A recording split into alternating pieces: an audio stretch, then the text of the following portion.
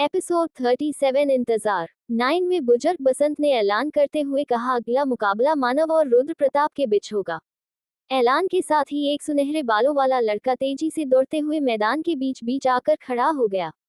उसने अपने हाथों में एक सुनहरे रंग का भला ले रखा था। वह दिखने में बहुत हैंडसम नजर आ रहा था। उसने अपने बालों पर जेल लगाकर सेट कर रखा था। उसे लड़के ने ऊपर से लेकर नीचे तक सब कुछ सुनहरे रंग का पहन रखा था। उसके मैदान पर आने से जैसे लड़कियों के बीच भगदड़ सी मच गई। सभी शोर मचाने लगी। कुछ लोग उसका मानव मानव मानव नाम लेकर शोर मचाने लगे, लेकिन उसे लड़के की नजर भैरवी पर आकर अटक गई। जब भैरवी ने उसे खुद को घूरते हुए देखा, तो उसे देखकर भैरवी अपना मुंह टेढ़ा कर लिया और आसपास अपनी नजरें घूमने लगी मानो किसी को ढूंढ रही हो। उसके बाबा ने पूछा, बेटा ये तुम्हारे भैया कहाँ पर है? जब से मैं यहाँ आया हूँ, मैं उसे देखा ही नहीं।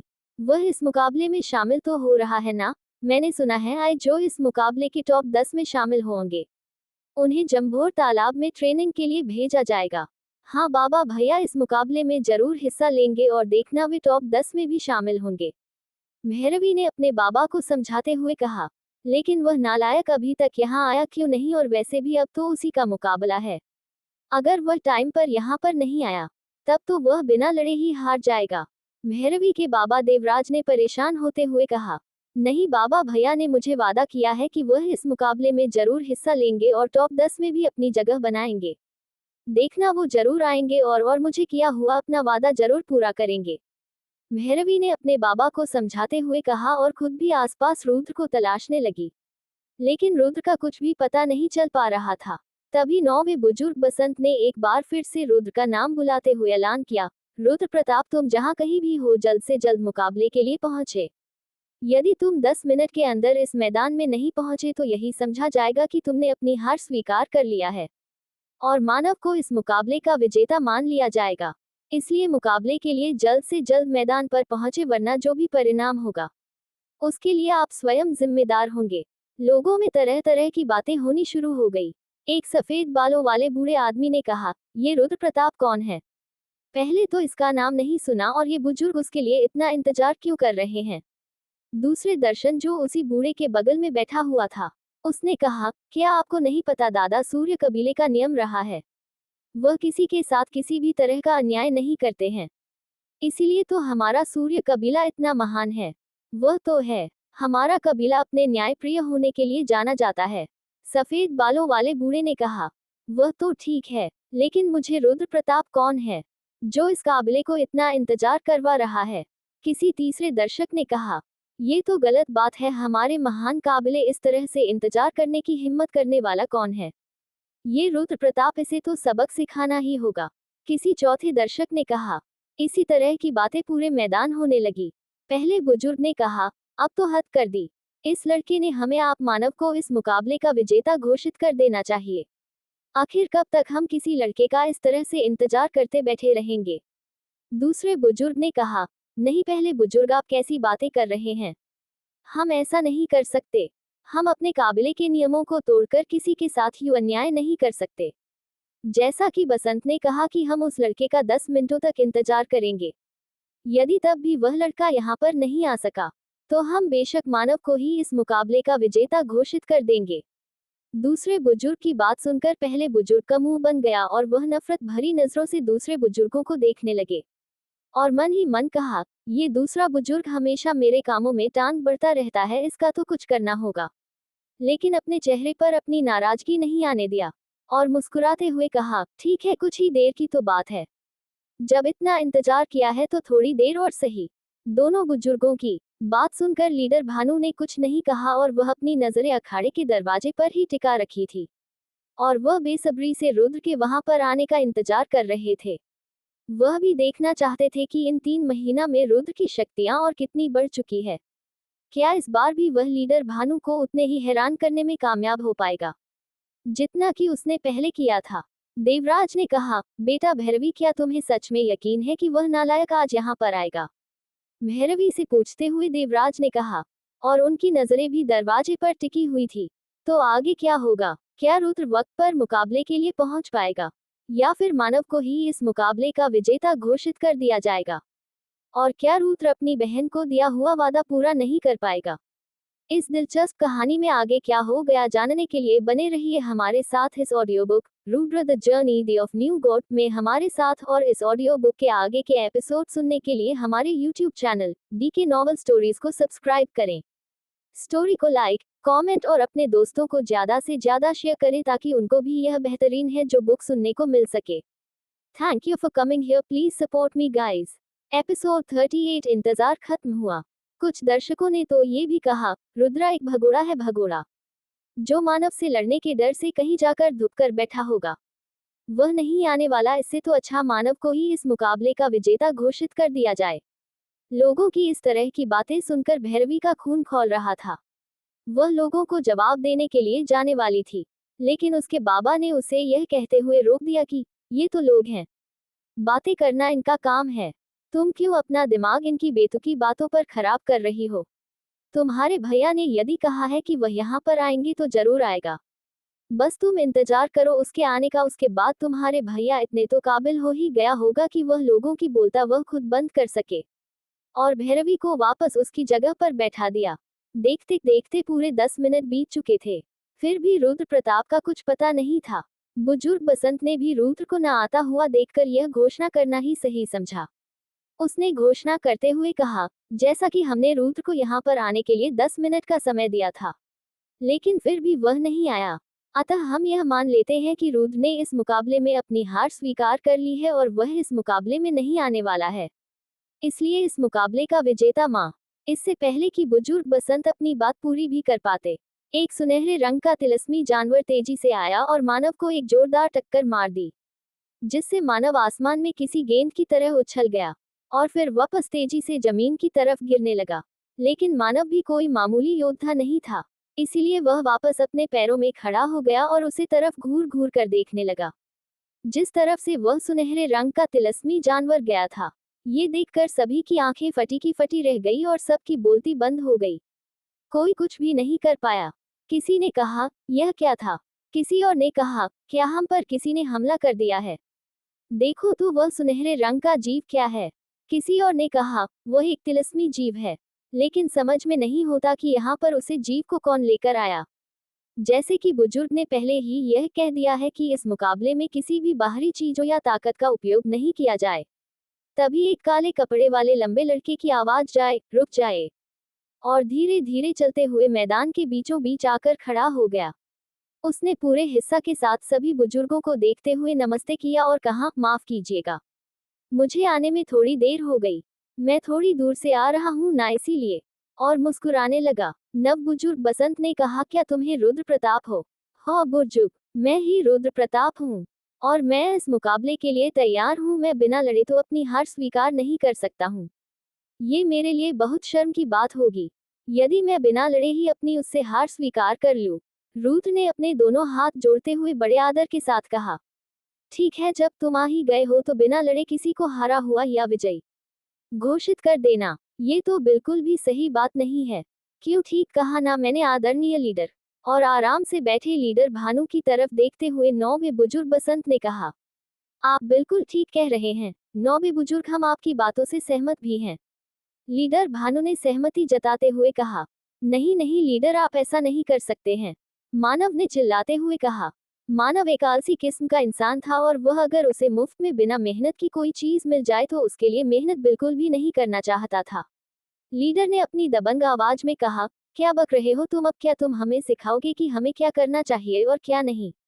लीडर की गुस्से भरी आवाज सुनकर मानव डर सा गया, लेकिन वह अपनी बातों पर अड़ा रहा। उसने कहा, लीडर, आप किसी ऐसे लड़के को मुकाबला करने के लिए कैसे मंजूरी दे सकते हैं जिसने इस मुकाबले की नियमों को तोड़ा हो? 9वें बुजुर्ग ने इस मुकाबले के सभी नियम पहले ही बता दिए थे कि कोई भी योद्धा किसी भी बाहरी शक्ति या ताकत का इस्तेमाल नहीं कर सकता है। और रुद्र ने इस मुकाबले में अपने तिलस्मी जानवर से मुझ पर हमला करके इस मुकाबले के नियमों को तोड़ा है, और यह नियम सभी के लिए है। मानव ने अपनी बात आगे जारी रखते हुए कहा। उसकी बात सुनकर सभी बुजुर्ग ने इस बात में सहमति जताते हुए कहा, हो। 9वें बुजुर्ग बसंत ने इस बारे में सभी को बताया था। रुद्र ने अपनी बात समझाते हुए कहा, मैं अपने इस कार्य के लिए आप सभी से क्षमा चाहता हूँ। लेकिन मैं इस मुकाबले के इन नियमों को नहीं जानता था, इसलिए मुझे ये भूल हो गई। लेकिन मेरी इस भूल के लिए मुझे इस मुकाबले से बाहर कर देना मेरे साथ अन्याय होगा। रुद्र ने अपने पक्ष में तर्क दिया। तो क्या होगा आगे? क्या रुद्र को इस मुकाबले से बाहर कर दिया जाएगा या फिर उसे उसकी पहली भूल समझकर माफ कर दिया जाएगा? और क्या मानव से वह इस मुकाबले में जीत दर्ज कर पाएगा या फिर उसे मानव से हार का सामना करना होगा? इस दिलचस्प कहानी में आगे क्या हो गया जानने के लिए बने रहिए हमारे साथ इस audio book Rudra the journey the of new God में हमारे साथ। और इस ऑडियो बुक के आगे के एपिसोड सुनने के लिए हमारे YouTube channel DK novel stories को सब्सक्राइब करें। स्टोरी को लाइक, कमेंट और अपने दोस्तों को ज्यादा से ज्यादा शेयर करें ताकि उनको भी यह बेहतरीन है जो बुक सुनने को मिल सके। Thank you for coming here, please support me guys. Episode 39 Rudra की जीत। ठीक है, हम इसे तुम्हारी पहली भूल मानते हैं, इसलिए हम सभी बुजुर्गों ने तय किया है कि तुम्हें तुम्हारी पहली और आखिरी भूल समझकर माफ कर दिया जाए और तुम्हें इस मुकाबले में हिस्सा लेने से रोक न जाए। लेकिन तुम्हें इस मुकाबले में हिस्सा लेने के लिए अपने तिलिस्मी जानवर को इस मुकाबले से दूर रखना होगा। पहले बुजुर्ग ने सभी बुजुर्गों और लीडर से सलाह लेने के बाद घोषणा करते हुए रुद्र से कहा, ठीक है, मैं अपने तिलिस्मी जानवर का इस मुकाबले में शामिल नहीं करूंगा। रुद्र ने कहा और फिर अपने तिलिस्मी सुनहरे लावा शेर को आदेश देते हुए मुकाबले के मैदान से बाहर भेज दिए। सुनहरे लावा शेर ने एक दहाड़ के साथ रुद्र की बात सुनी और मैदान से बाहर चला गया। मानव के पिता पहले बुजुर्ग ने मन ही मन सोचा, मैं नहीं चाहता था कि मेरे बेटे और उसकी जीत के बीच में कोई भी आए, इसलिए मैंने अपने बेटे का मुकाबला इस लड़के के साथ रखवाया था। लेकिन ये कमकथ वापस लौटा आया। लेकिन कोई बात नहीं, मेरा बेटा इस लड़के को हरा करके उसे उसकी औकात दिखाएगा और अपनी जीत को और भी ज्यादा शानदार बनाए। और पहले बुजुर्गों के चेहरे पर एक बड़ी सी कुटिल मुस्कान आ गई। 9वें बुजुर्ग इस लड़के को इस मुकाबले के सभी नियमों को अच्छे से बता दो, वरना बाद में फिर से यही कहेगा कि इसे तो कुछ पता ही नहीं था। पहले बुजुर्ग ने अपने चेहरे पर एक बड़ी सी मुस्कान के साथ 9वें बुजुर्ग से कहा, सुनो लड़के, इस मुकाबले की मुख्यतः 3 नियम है। पहले, तुम इस मुकाबले में अपने प्रतिद्वंद्वी को हरा सकते हो, उसे पर जानलेवा हमला नहीं कर सकते। ये मुकाबला केवल 2 दोस्तों के बीच होने वाला दोस्ताना मुकाबले है। दूसरा नियम, इस मुकाबले में तुम किसी भी बाहरी शक्ति या हथियार या सहयोगी का उपयोग नहीं कर सकते। सहयोगी जैसे तुम्हारा वह पालतू तिलिस्मी जानवर, वरना तुम्हें तुरंत इस मुकाबले से बाहर कर दिया जाएगा। तीसरा और अहम नियम, इस मुकाबले में तुम अपने प्रतिद्वंद्वी को हार मान लेने के बाद तुम उसे पर हमला नहीं कर सकते हो। यदि तुम उस पर फिर भी हमला करते हो तो तुम्हें इसके लिए दंड भी दिया जा सकता है। 9वें बुजुर्ग बसंत ने रुद्र को सभी नियमों को समझाते हुए कहा, लेकिन उसे लड़की ने तो भी अपना हाथ में अपना भला ले रखा है, यानी कि अपने हाथ में एक हथियार ले रखा है। क्या इससे इस मुकाबले का नियम नहीं टूट रहा? रुद्र ने सवाल करते हुए 9वें बुजुर्ग से कहा, हाँ बेशक उसे लड़के ने हथियार ले रखा है, लेकिन उसका हथियार एक साधारण हथियार है और वह उसे हथियार की मदद से अपनी युद्ध कलाओं को प्रदर्शित करने वाला है। उसे हथियार में किसी भी तरह का विशिष्ट शक्ति या उसे हथियार की समझ नहीं है, इसलिए उसे हथियार को बाहरी शक्ति न मानते हुए एक योद्धा की खुद की क्षमताओं का एक हिस्सा माना जाएगा। तुम भी इस तरह के साधारण हथियार इस मुकाबले में इस्तेमाल कर सकते हो, लेकिन तुम्हारा तिलिस्मी जानवर जिसकी खुद की अपनी समझ होती है, वह बाहरी शक्ति माना जाएगा। 9वें बुजुर्ग ने रुद्र को समझाते हुए कहा। रुद्र ने 9वें बुजुर्ग की बात सुनकर हाँ में सिर हिलाया और फिर मुकाबला के लिए तैयार हो गया। दूसरी तरफ मानव रुद्र को गुस्से से घेर रहा था। उसे रुद्र पर बहुत गुस्सा आ रहा था, क्योंकि उसने आते ही उसे पर हमला कर दिया था, जिससे उसे बहुत शर्मिंदगी महसूस हो रही थी और उसे की गलतफहमी अब तक दूर नहीं हो पाई थी। वह उसे अभी भैरवी का बॉयफ्रेंड ही समझ रहा था। दूसरी तरफ देवराज रुद्र के लिए बहुत परेशान नजर आ रहे थे। कहीं रुद्र को कुछ होगा तो नहीं बेटा, मुझे तो उसकी बहुत चिंता हो रही है। मानव एक 9 सित्रों वाला एक शीर्ष योद्धा है, देवराज ने रुद्र के लिए फिक्र करते हुए कहा। बाबा आप फिक्र मत कीजिए, भैया इन दिनों काफी मजबूत हो गए हैं। जब वह यहाँ से जा रहे थे तब उनकी शक्तियां मध्य योद्धा जितनी हो चुकी थी। इतने दिनों बाद उनकी शक्तियां और भी बढ़ी हुई लग रही है। आप फिक्र मत कीजिए भैया, सब संभाल लेंगे, भैरवी ने अपने बाबा को समझाते हुए कहा।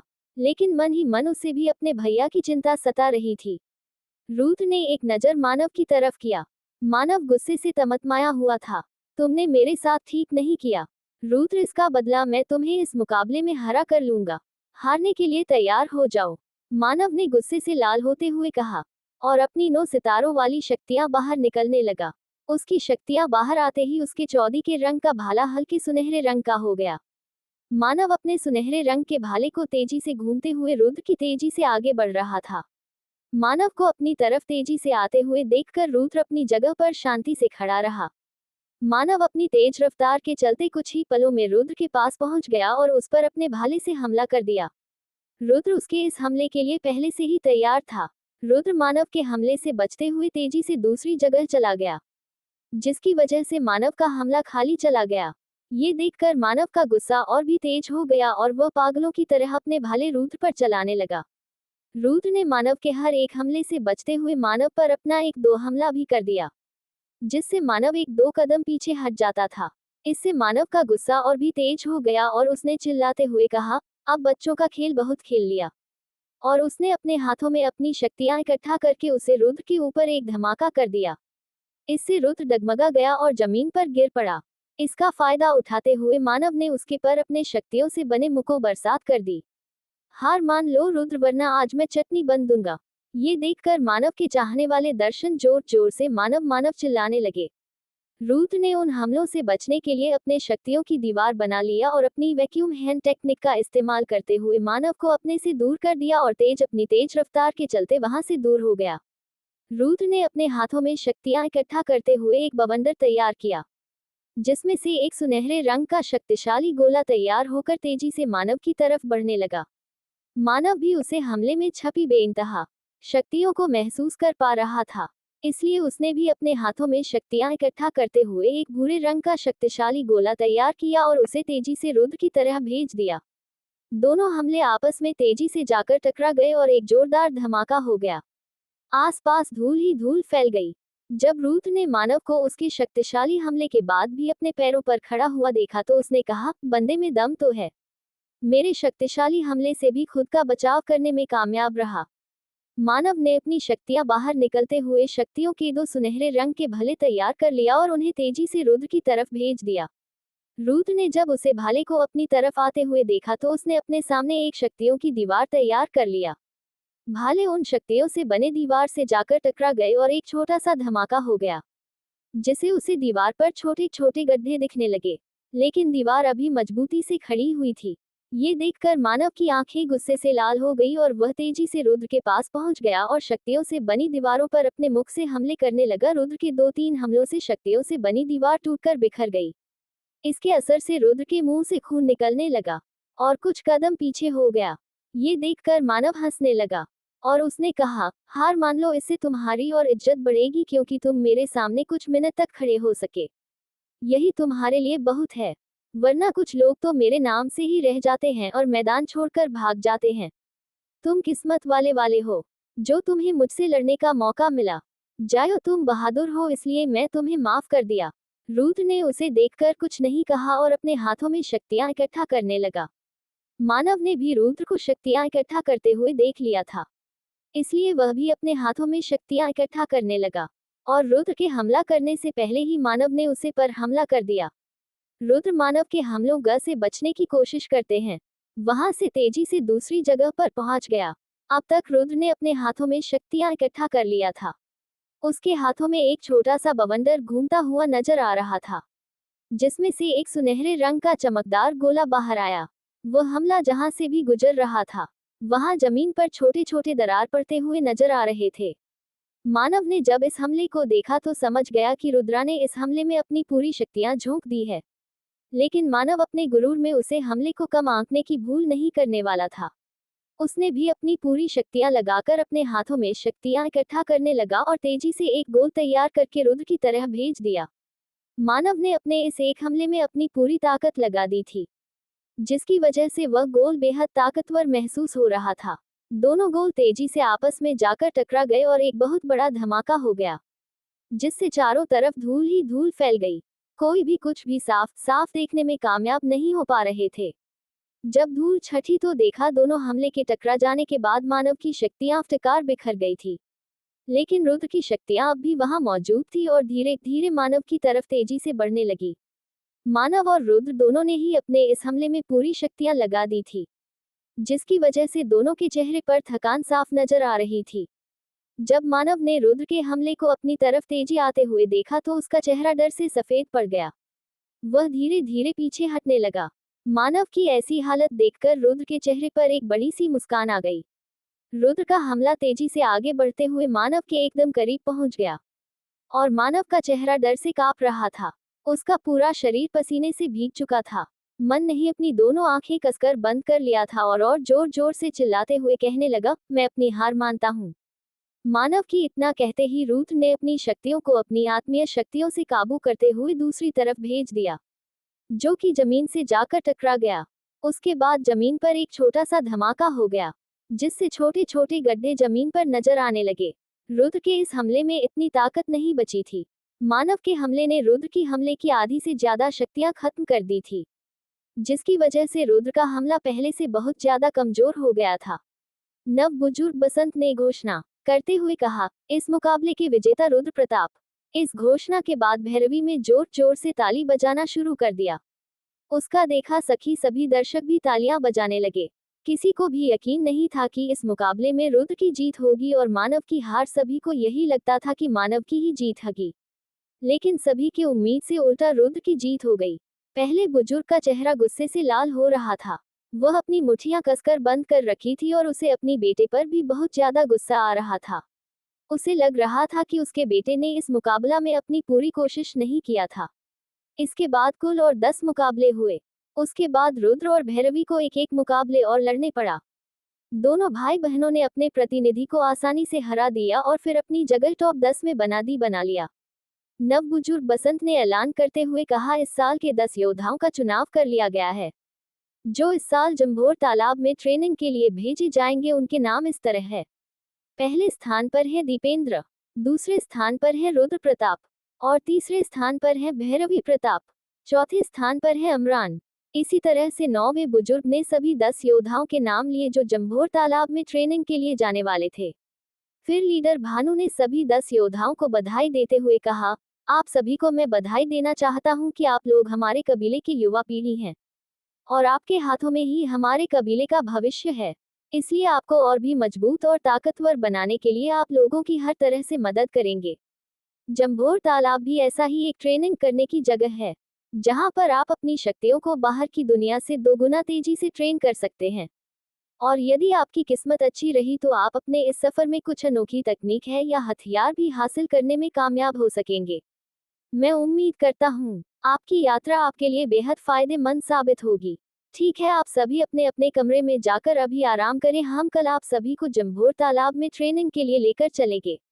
आप सभी अपनी पूरी तैयारी करके रखिएगा, क्योंकि संभोग तालाब पूरे 3 महीना के लिए खुलने वाला है और आपको 3 महीने वहीं पर बिताने होंगे, तभी आपको जंभोर तालाब के पूरे फायदे मिलेंगे।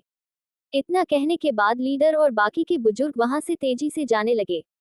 तो क्या होगा आगे? क्या रुद्र को इस सफर से कुछ अनोखा मिलने वाला है या फिर रुद्र की मुश्किलें जंभोर तालाब के अंदर और बढ़ जाएंगे?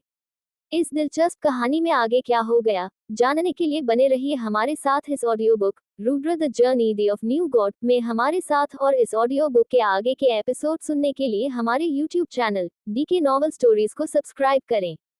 स्टोरी को लाइक, कमेंट और अपने दोस्तों को ज्यादा से ज्यादा शेयर करें ताकि उनको भी यह बेहतरीन है जो बुक सुनने को मिल सके। Thank you for coming here. Please support me guys. Episode 40 पुराना महल। रुद्र ने अपने सुनहरे ज्वाला शेर को वापस बुलाया और उसके पीठ पर सवार होकर वहां से चला गया। बाहर उसके पिता देवराज और उसकी बहन भैरवी उसका इंतजार कर रहे थे।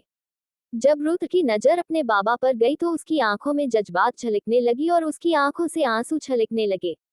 रुद्र अपने बाबा के पास गया और उसके पैर छूते हुए कहा, बाबा आपने देखा ना मैं अब कितना मजबूत हो गया हूँ। आपको मुझ पर गर्व तो है ना बाबा? देवराज ने रुद्र को गले से लगाते हुए कहा, मुझे तो हमेशा से मेरे दोनों बच्चों पर हमेशा से गर्व रहा है। मेरे बच्चे मेरे गुरूर है। अपने बाबा की बात सुनकर भैरवी और रुद्र के चेहरे पर एक मुस्कान तैर गई। देवराज ने कहा, बेटा कहीं तुम्हें छोड़ तो नहीं लगी? मैंने सुना है मानव सूर्य कबीले का सबसे काबिल योद्धाओं में से एक है। रुद्र ने मुस्कुराते हुए कहा, बाबा आप भी कैसी बातें करते हैं? अभी तो आपने कहा कि हम आपके गुरूर हैं और आपके गुरूर को भला कोई चोट कैसे पहुंचा सकता है? और मेरे होते हुए आपके गुरूर को कोई चोट पहुंचाने की हिम्मत भी नहीं कर सकता, रुद्र ने पूरे आत्मविश्वास से कहा। उसकी बात सुनकर भैरवी और देवराज हंसने लगे। इसी तरह से बातें करते करते वे कब अपने अपने कमरों के पास पहुंच गए, उन्हें पता ही नहीं चला। फिर देवराज ने रुद्र को आराम करने का बोलकर वहां से चला गया। जाने से पहले देवराज ने भैरवी और रुद्र को एक एक किताब देते हुए कहा, ये किताब मुझे लीडर भानु ने दिया है। ये तुम्हारे जंभोर तालाब में ट्रेनिंग के समय बहुत काम आएंगे। देवराज अपने बच्चों को इस तरह हंसता खेलता देखकर वह बहुत खुश था। अपने बच्चों को खुश देखकर उसके चेहरे पर एक बड़ी सी मुस्कान आ गई और उसने ऊपर वाले से दुआ करते हुए कहा, है ऊपर वाली मेरे बच्चों को ऐसे ही हंसता खेलता रखना। आपसे मेरी बस इतनी सी ही ख्वाहिश है। और अपने कमरे में चला गया। अगली सुबह सभी टॉप 10 में आने वाले योद्धाओं को सूर्य कबीले के ट्रेनिंग ग्राउंड में बुलाया गया था, जहां कबीले के 8वें और 9वें बुजुर्ग सभी योद्धाओं को जंभोर तालाब में ले जाने के लिए तैयार थे। सभी योद्धा ट्रेनिंग ग्राउंड में खड़े हुए थे। इनमें से सबसे आगे दीपेश खड़ा हुआ था। उसके बगल में कोई और योद्धा खड़ा होने की हिम्मत नहीं कर पा रहा था, इसलिए उसके पीछे सभी जुड़ में खड़े हो गए थे। सभी योद्धाओं में 4 लड़कियां और 6 लड़के थे। भैरवी और रुद्र सबसे पीछे खड़े हुए थे। रुद्र ने दीपेश को देखते हुए कहा, छोटी वो सबसे आगे खड़ा लड़का कौन है? मुझे उसके अंदर से काफी खतरनाक शक्तियां आते हुए महसूस हो रही है। और सब लड़के उससे डरते हैं क्या? कोई भी उसके आसपास भी खड़ा नहीं होना चाहता ऐसा? क्या भैया आप भी ऐसे सवाल पूछते हैं जिसका जवाब आपके सवाल नहीं छुपा होता है?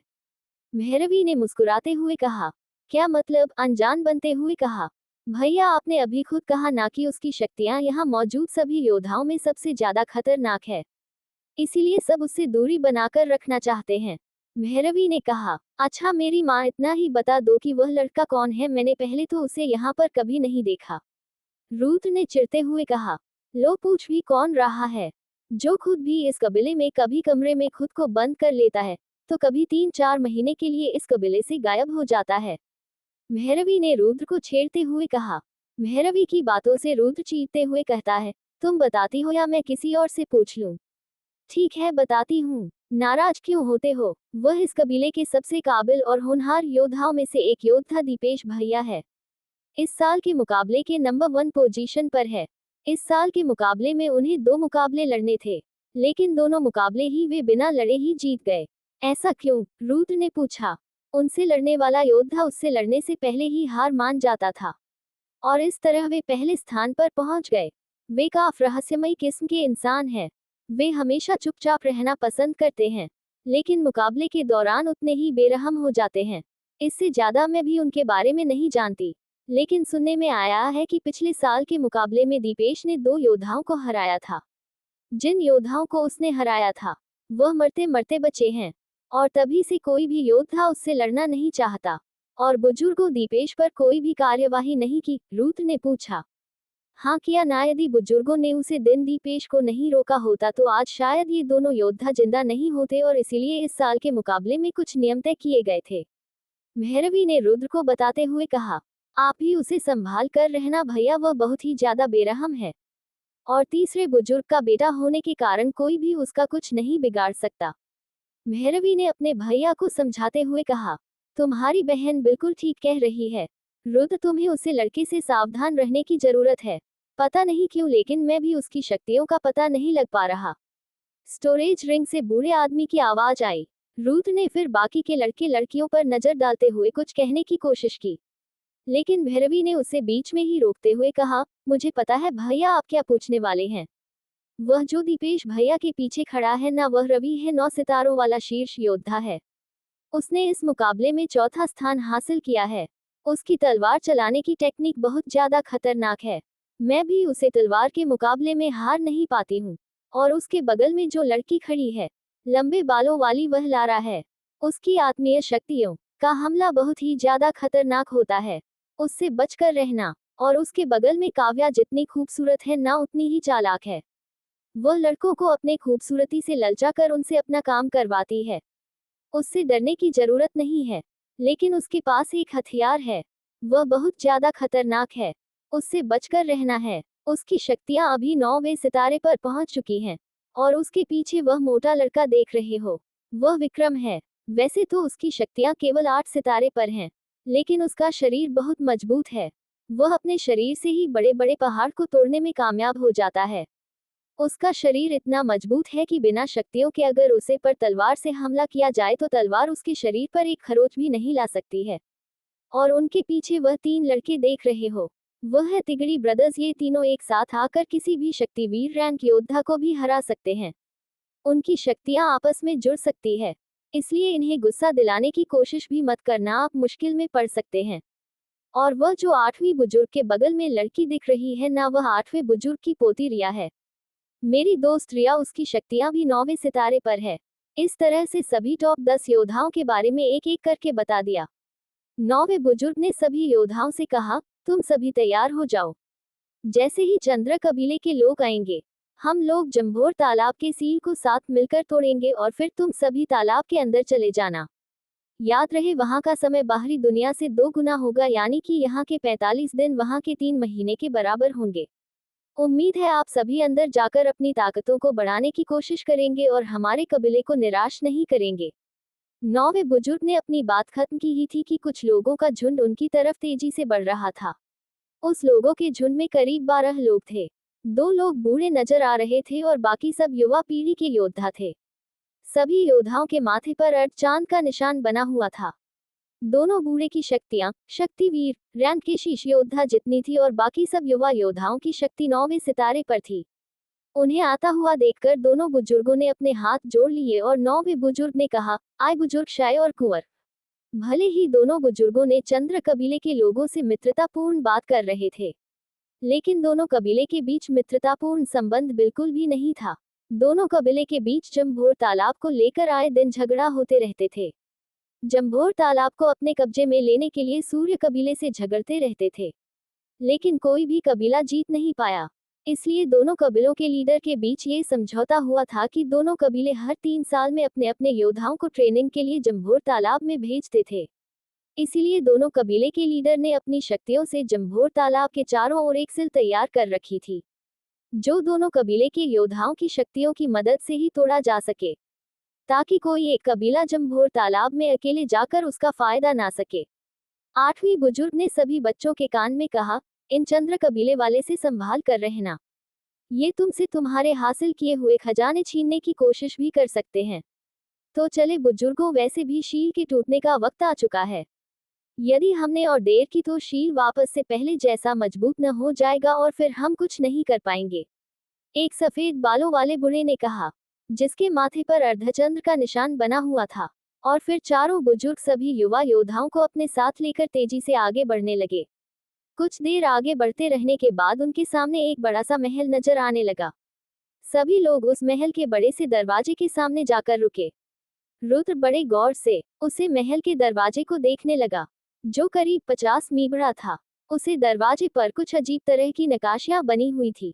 रुद्र उन्हें समझाने की कोशिश कर रहा था, लेकिन लाख कोशिशें के बाद भी वह उन नक्काशियों को समझने में नाकामयाब रहा था। 9वें बुजुर्ग बसंत ने अपनी शक्तियां दरवाजे की तरफ भेजी, जिससे दरवाजे पर चढ़ा दोनों लीडरों की सील नजर आने लगी। बड़े से महल के चारों ओर एक पारदर्शी सील चढ़ी हुई नजर आ रही था और सुनहरे रंग से चमक रही थी।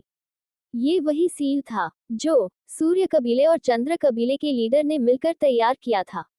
उस सील के नजर आने से दोनों भी कबीले के बुजुर्गों के चेहरे पर गुरूर से भारी चमक उभर आई। उस सील का सही सलामत होना इस बात का सबूत था कि दोनों कबीले के बीच का समझौता टूट नहीं है, और जब तक दोनों कबीले साथ नहीं आएंगे तब तक वह उसे महल के अंदर नहीं जा सकते हैं। चारों बुजुर्ग उस महल के बड़े से दरवाजे के सामने जाकर रुक गए और अपनी अपनी शक्तियां बाहर निकलते हुए महल के बड़े से दरवाजे की ओर भेजने लगे, जिससे बिजली की कड़कड़ाने की आवाज आने लगी और देखते ही देखते एक धमाके के साथ एक शक्तियों से बना सील टूटकर बिखर गया। फिर नजर आने लगा महल के चारों तरफ एक सतरंगी सील चमक रही थी। कभी कभी उसे सील के ऊपर बिजली की चमक और चिंगारी निकलती हुई नजर आ रही थी। वह बड़ा सा महल सतरंगी चमक लिए सील के अंदर और भी ज्यादा खूबसूरत नजर आ रहा था। उसे सीन को देखकर रुद्र ने मन ही मन कहा, अरे बाप रे, ये सील तो बहुत ज्यादा शक्तिशाली सील है। इसे तोड़ने के लिए तो परमवीर रैंक के योद्धा की शक्तियां भी कम पड़ जाएंगे। तुमने बिल्कुल ठीक कहा रुद्रा, ये सील बहुत ज्यादा शक्तिशाली है। इस सील को तोड़ने के लिए आचार्य रैंक के योद्धा की शक्तियों की जरूरत पड़ेगी। मैं महसूस कर पा रहा हूँ। इस सील को बनाने के लिए किसी आचार्य रैंक के योद्धा ने अपनी आत्मीय शक्ति और शारीरिक शक्तियों का एक साथ प्रयोग करते हुए ये सील किया था। आचार्य ने रुद्र से कहा। तो आचार्य सूर्य कबिले और चंद्र कबिला तो इस जम्भोर तालाब का इस्तेमाल कई सालों से करता रहा है, तो क्या यह इस सील को तोड़ने के लिए किसी आचार्य रैंक के योद्धा की मदद लेते हैं? रुद्र ने आचार्य से सवाल पूछा। क्या तुमने अपने बाबा की दी हुई पुस्तक को नहीं पढ़ा है? आचार्य ने सवाल करते हुए कहा। हाँ आचार्य, मैंने वह किताब पढ़ी थी। उसमें लिखा था कि संपूर्ण तालाब में लगा हुआ सीला हर 3 सालों में पहले से कमजोर हो जाता है, और इसी बात फायदा उठाते हुए सील को तोड़कर अपने योद्धाओं के जाने के लिए एक रास्ता तैयार करते हैं। लेकिन इससे आगे मैं और उसे पूरी नहीं पढ़ पाया था। रुद्र ने जवाब दिया। हर इन 3 सालों में जम्भोर तालाब के ऊपर चढ़ी सील पहले से कमजोर हो जाती है, और इसी का फायदा उठाते हुए दोनों कबीले के बुजुर्ग अपने योद्धाओं को ट्रेनिंग करने के लिए भेज देते हैं, और फिर उस सील को दोबारा ठीक होने 45 दिनों का समय लगता है। इस तरह से अंदर 3 महीने ट्रेनिंग करने का वक्त मिलता है। अगर कोई योद्धा बाहर नहीं आ पाया तो वह इस जम्भोर तालाब में अगले 3 साल के लिए कैद हो जाता है। आचार्य ने रुद्र को पूरी बात बताते हुए कहा। 9वें बुजुर्ग ने कहा, शील अभी पूरी तरह से कमजोर नहीं हुई है। हमें थोड़ी देर और इंतजार करने की जरूरत है। तीनों बुजुर्गों ने 9वें बुजुर्ग की बात पर हामी भरते हुए अपना सिर हिलाया और सभी इंतजार करने लगे। तो क्या रुद्रा के अंदर जाकर कुछ बेहतरीन खजाने हासिल करने में कामयाब होगा, और क्या रुद्र समय पर जम्भोर तालाब से बाहर आने में कामयाब हो पाएगा? आगे क्या हो गया जानने के लिए बने रहिए हमारे साथ इस audio book Rudra the journey the of new God में हमारे साथ, और इस ऑडियो बुक के आगे के एपिसोड सुनने के लिए हमारे YouTube channel DK novel stories को सब्सक्राइब करें। स्टोरी को लाइक, कमेंट और अपने दोस्तों को ज्यादा से ज्यादा शेयर करें ताकि उनको भी यह बेहतरीन है जो बुक सुनने को मिल सके। Thank you for coming here, please support me guys. Episode 41 सतरंगी सील। करीब 1 घंटे इंतजार करने के बाद महल के ऊपर चढ़ी हुई सतरंगी सील का रंग थोड़ा फीका होने लगा और उस पर बिजली की चमक नजर आ रही थी। वह भी फीका नजर आने लगी थी। उसे देखकर चंद्र कबीले के बुजुर्ग शायर ने कहा, बुजुर्ग को अब वक्त आ गया है, इस सील को तोड़कर अंदर जाने का। सील पहले से कमजोर हो चुकी है। नहीं रुको, कोई भी बुजुर्ग सील पर हमला नहीं करेगा। अब भी सील पूरी तरह से कमजोर नहीं हुई है। जल्दीबाजी मत करो, याद है ना तुम्हें पिछली बार तुम्हारी जल्दीबाजी के चक्कर में हमने एक बुजुर्ग को खो दिया था, और इस बार भी तुम वही करने की कोशिश कर रहे हो। जरा गौर से देखो, अब भी सील के ऊपर बिजली की चांदी रंग की चमक बरकरार है। हम जब तक वह चमक सील के ऊपर नजर आती रहेगी तब तक सील हम पर पलटवार कर सकती है, इसलिए थोड़ी देर और इंतजार करो। 9वें बुजुर्ग बसंत ने सभी को चेतावनी देते हुए कहा। बुजुर्ग शायर को बसंत की बात बिल्कुल भी पसंद नहीं आई, लेकिन वह कुछ भी नहीं कर सकता था, क्योंकि बुजुर्ग बसंत की बात बिल्कुल सही थी। इसलिए वह चुपचाप एक कोने में खड़ा हो गया और इंतजार करने लगा उसे पाल का, जब सील पूरी तरह कमजोर हो नहीं जाता है। इसी तरह इंतजार करते करते आधा घंटा और बीत गया, लेकिन अब भी सतरंगी सील में कोई भी हलचल नहीं हुई थी। ये देखकर 9वें बुजुर्ग ने आह भरी और कहा, कितना मुश्किल होता है ना इंतजार करना, लेकिन हम कर भी क्या सकते हैं। और सील को उम्मीद भरी नजरों से देखते रहे। तभी सतरंगी सील में एक बिजली कड़की और इसी के साथ सील में बिजली की चमक आनी बंद हो गई। ये देखकर चारों बुजुर्गों की आंखों में खुशी छा गई। 9वें बुजुर्ग ने चिल्लाते हुए कहा, सभी बुजुर्गों तैयार हो जाओ। अब ये सील पूरी तरह से कमजोर हो चुकी है। अब ये हम पर पलटवार नहीं कर सकता। 9वें बुजुर्ग के इतना कहते ही चारों बुजुर्ग सील के सामने खड़े हो गए और अपने अपने हाथों में शक्तियां इकट्ठा करते हुए एक साथ सील पर हमला किया। 4 अलग अलग रंगों की शक्तियां तेजी से सतरंगी सील की तरह बढ़ने लगी और सतरंगी सील से जाकर टकरा गई। सील से शक्तियों के टकराते ही एक जोरदार धमाका हुआ और सील में एक बड़ा सा छेद तैयार हो गया। महल का बड़ा सा दरवाजा महल पर चढ़े सील के टूटते ही एक तेज आवाज के साथ खुल गया। दरवाजा के खोलते ही अंदर से बहुत ही ज्यादा गाढ़ी और अजीब सी शक्तियां बाहर आने लगी। अरे बाप रे, इसके अंदर से तो बहुत शुद्ध और गाढ़ी शक्तियां निकल रहे हैं। अब मैं समझा कि क्यों ये जगह 9 सितारे या उससे कम शक्तियों वाले के लिए क्यों खास और फायदेमंद होती है। यहाँ की शक्तियां ही इतनी गाढ़ी है कि अगर कोई इन शक्तियों को सोखने में कामयाब हो जाए तो जल्द से जल्द शक्ति वीर रैंक पर पहुंच सकता है। रुद्र ने हैरान होते हुए कहा, हाँ भैया, इसीलिए तो दोनों कबीले अपने युवा योद्धाओं को यहाँ भेजते हैं। ये जगह इतनी खास है कि दोनों कबीले इस जगह को अपने पास रखने के लिए आए दिन झगड़ते रहते हैं। लेकिन अफसोस दोनों कबीले की ताकत एक बराबर होने के कारण आज तक कोई भी कबीला जीत नहीं पाया है और इसीलिए अब तक दोनों कबीले इस जगह का इस्तेमाल एक समझौते के तहत करते आ रहे हैं। भैरवी ने रुद्र को जानकारी देते हुए कहा। चारों बुजुर्ग वापस अपने कबीले के योद्धाओं की तरह चले गए और उन सभी को एक सफेद रंग का चमकीला पत्थर थमते हुए कहा, ये आयामी पत्थर है। यदि अंदर आपके साथ कुछ भी बुरा होता है या आपकी जान खतरे में होती है तो आप इस आयामी पत्थर को तोड़ देना और फिर आप वापस यहीं पर बाहर आ जाएंगे। एक बात और, यह सील केवल 3 महीना के लिए ही खुला रहेगा। उसके बाद ये सील अपने आप पहले जैसा हो जाएगा और फिर हम चाहकर भी इस सील को दोबारा नहीं खोल पाएंगे। इसलिए सभी वक्त पर बाहर आ जाना। हम लोग आप सभी का यहीं पर इंतजार करेंगे। रुद्र ने आयामी पत्थर को गौर से देखते हुए कहा, ये पत्थर तो बेहद खास मालूम पड़ रहा है। मैं चाहकर भी इसके अंदर झांक नहीं पा रहा हूँ। ये आयामी पत्थर मेरी आत्मीय शक्तियों को अंदर जाने ही नहीं दे रही है। इसमें परेशान होने वाली कौन सी बात है? इसे एक श्रेष्ठ रैंक के योद्धा ने तैयार किया है, इसलिए इसके अंदर तुम्हारा झांक कर न देख पाना तो लाजमी है। रुद्र, स्टोरेज लिंक के अंदर से आचार्य की आवाज आई, और इस पत्थर को तो देखकर लग रहा है कि इसे किसी वैद्यराज ने तैयार किया है और तुम तो जानते ही हो किसी वैद्यराज आत्मीय शक्ति इतनी मजबूत होती है, और हम किसी श्रेष्ठ रैंक के वैद्यराज की बात कर रहे हैं। आचार्य ने रुद्र को समझाते हुए कहा। तो आचार्य, क्या आप भी इसके अंदर नहीं जा पा रहे हैं? रुद्रा ने आचार्य से पूछा। इससे पहले कि आचार्य कुछ जवाब दे पाते, भैरवी ने कहा, भैया आप कहाँ खो गए? अब हमें भी अंदर जाना चाहिए वरना हम पीछे रह जाएंगे और हमें अपने लिए कुछ अच्छी चीज नहीं मिल पाएंगे।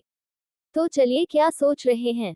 तो रुद्र ने देखा कि सभी योद्धा एक एक करके उसे बड़े से दरवाजे के अंदर जाते जा रहे थे और देखते ही देखते वह गायब हो जा रहे थे। चारों बुजुर्ग सभी योद्धाओं को अंदर जाते हुए देख रहे थे और मुस्कुरा रहे थे। तो क्या होगा अब आगे? क्या रुद्र को जम्भोर तालाब से कुछ अनोखी चीजें हासिल हो पाएंगी या फिर उसे करने होंगे कुछ मुश्किलों का सामना? इस दिलचस्प कहानी में आगे क्या हो गया जानने के लिए बने रहिए हमारे साथ इस audio book Rudra the journey the of new God में हमारे साथ, और इस ऑडियो बुक के आगे के एपिसोड सुनने के लिए हमारे YouTube channel DK novel stories को सब्सक्राइब करें। स्टोरी को लाइक, कमेंट और अपने दोस्तों को ज्यादा से ज्यादा शेयर करें ताकि उनको भी यह बेहतरीन है जो बुक सुनने को मिल सके। Thank you for coming here, please support me guys.